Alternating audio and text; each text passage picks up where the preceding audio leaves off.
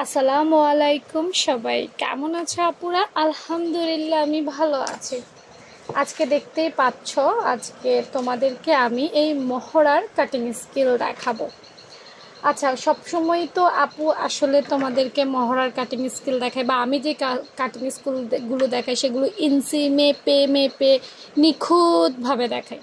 তো অনেক আপু আছো ভালো লাগে, অনেক আপু আছে ভালো লাগে না, অনেক আপু আছো কাটিং স্কিলগুলো পছন্দ করো, অনেক আপুর কাছে কঠিন মনে হয়।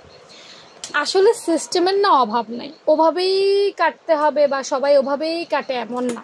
হ্যাঁ, আজকে ইন্টারেস্টিং একটা কাটিং দেখাবো এইটা দিয়া, ঠিক আছে? তো চলো কি কি উপায়ে করা যায় দেখাবো। হাতের কাছে যা আছে তাই দিয়ে আসলে অনেক কিছুই করা সম্ভব। আজকে দেখাবো কিভাবে মহড়ার কাটিং স্কিল করবা বা কাটবা। একটা মেজারমেন্ট প্রয়োজন, যে কোনো কিছু কাটিং করার জন্য প্রথমে মেজারমেন্টের প্রয়োজন হবে। তো আমি কি মেজারমেন্ট নিব, কত সাইজের মেজারমেন্ট নিব বলো তো? আচ্ছা, একটু মোটা আপুদের মেজারমেন্ট নেই, 40, হ্যাঁ 40 সাইজের একটা মেজারমেন্ট নেই বাটি দিয়ে, ঠিক আছে? নেই, কাটিং স্কিলও দেখাইছি, বাটিও দেখাইলাম, সমস্যা কি? তো 40 সাইজের জন্য আমরা মহড়া নিব 7 ইঞ্চি। কত? 7 ইঞ্চি। তাহলে এখান থেকে ধইরা এই হচ্ছে আমার 7 ইঞ্চি, দেখো এই যে দেখতে পাচ্ছ, এই হচ্ছে আমার 7 ইঞ্চি। তো মহড়াটা আমরা কিভাবে করি? এভাবেই তো নাকি? এইভাবে 7 ইঞ্চি, একটু বড়দেরই দেখাইলাম।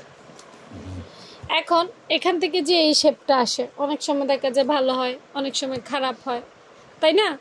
কাটিং স্কিলে হইলে ভালো, না হইলে কি করবা? তো যাদের কাছে একটু কঠিন মনে হয় কাটিং স্কিলগুলো, তারা এই ধরনের রাউন্ড শেপ জাস্ট এখানে বসাবা, দেখছো নি? বসাইছি, বসাইয়া ব্যাস এটা ঘুরাইয়া এইভাবে কেটে করে ফেলবা।